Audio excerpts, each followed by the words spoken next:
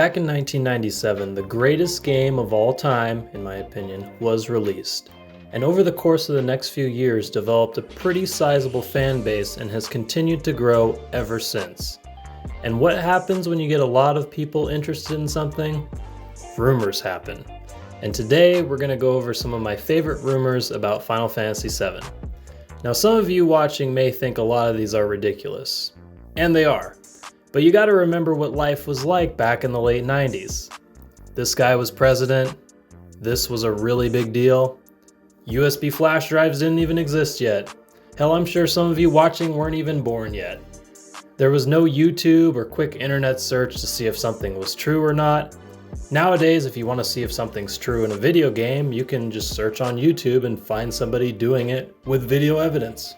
But back then, pretty much all we had was gaming magazines and some forum pages for those who had internet. Yeah, not everyone had internet back then.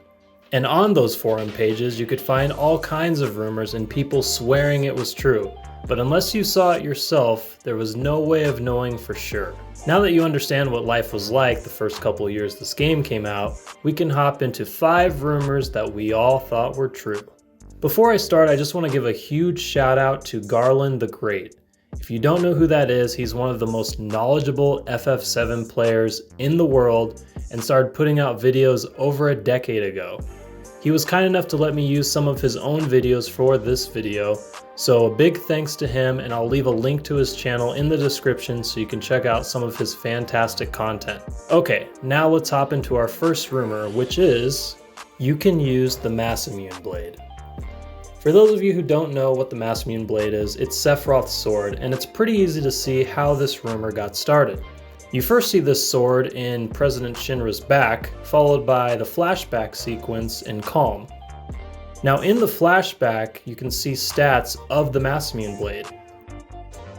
Finally, there's a Masamune blade replica as a prize in the speed square at Gold Saucer, but you can't equip it.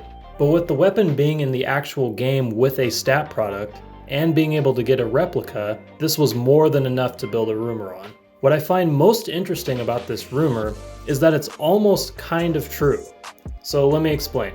In the PC version of the game, you can use a save editor and a couple other tools to actually equip this. But it's not to who you would think.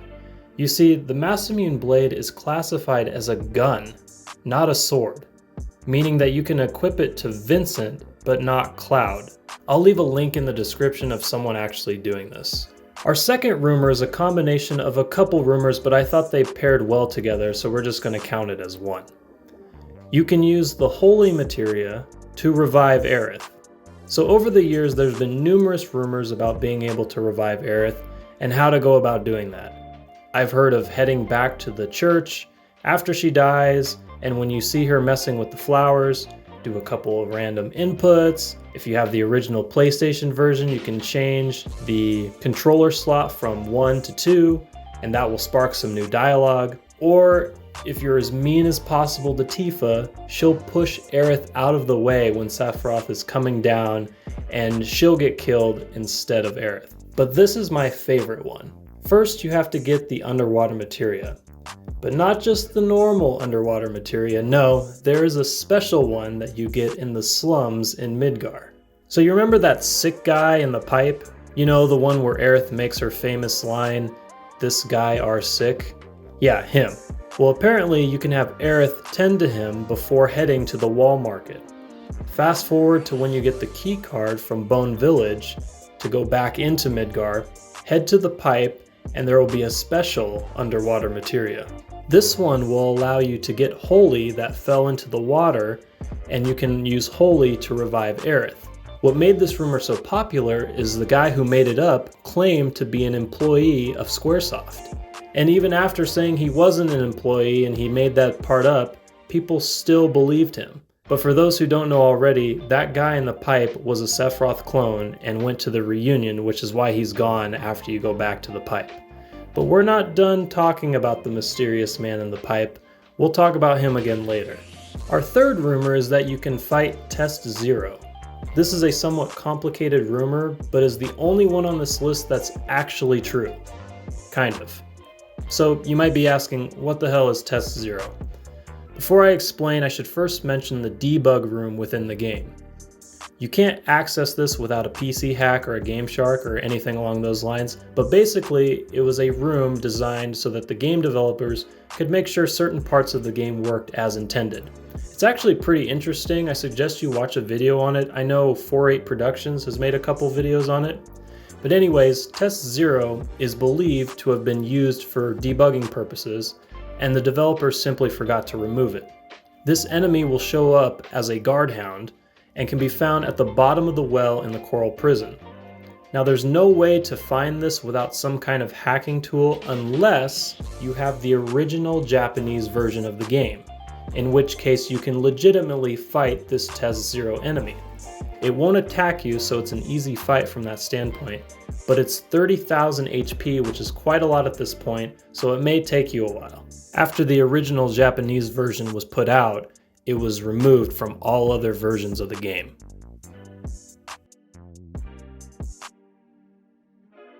The fourth rumor is about the 1/35th soldier. This is actually a small combination of rumors, all revolving around the 1/35th soldiers. The description reads 12 in a set. You can find 2 in Junon, and can also get them as a prize for scoring over 3,000 points at the speed square, meaning you can actually get 99 of these.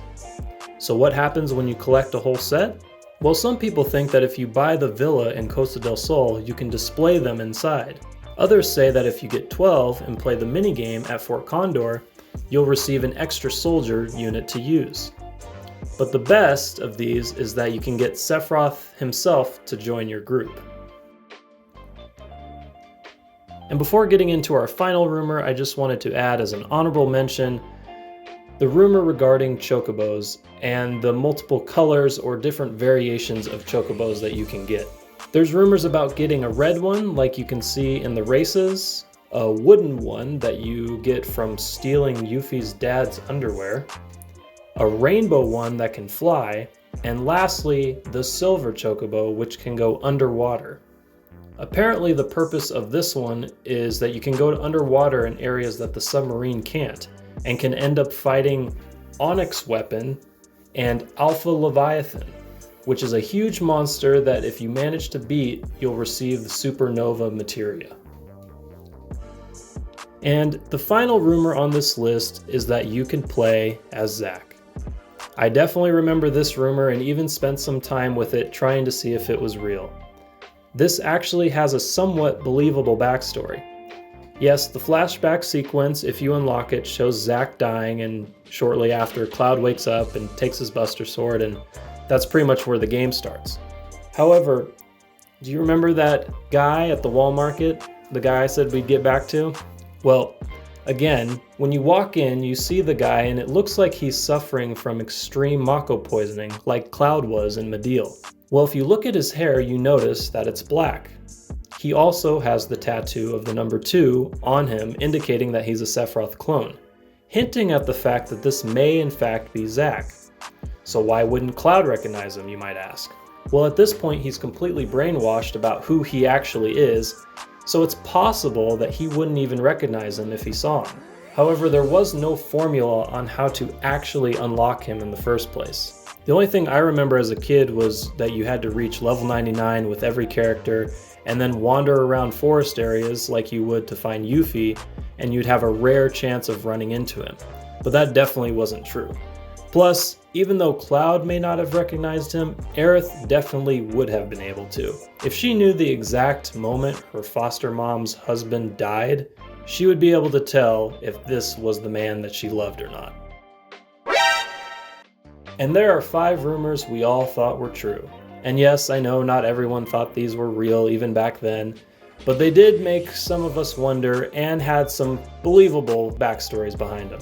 Let me know down in the comments section if there were any other rumors that you thought were true back then. Drop a like if you enjoyed the video, and let me know if there's any other Final Fantasy VII content that you want to hear more about. Thank you all for watching, and I'll see you next time.